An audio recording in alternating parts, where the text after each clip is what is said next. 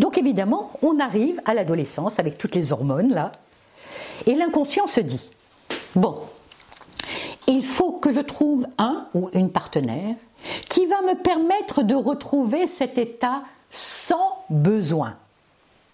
Alors, l'inconscient se met en quête. Mais comment il va faire pour aller trouver la personne adéquate? Eh bien, il va aller chercher quelqu'un qui est en résonance avec vos blessures.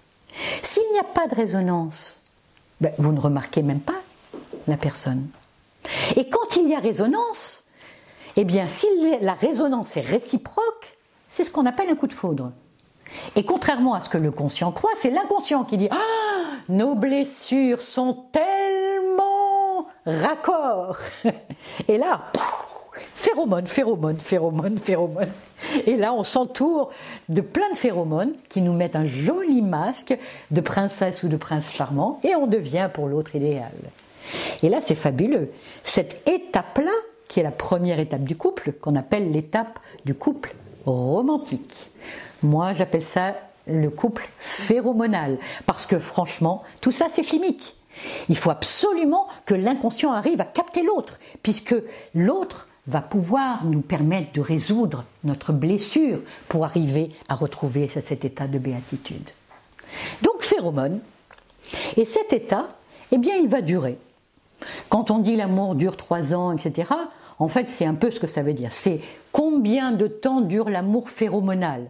Il est bien sûr unique pour chaque couple, mais il a toujours une fin.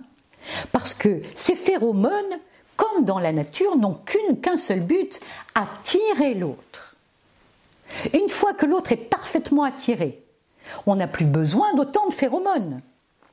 Donc, au bout d'un temps X, eh bien, les phéromones vont se calmer.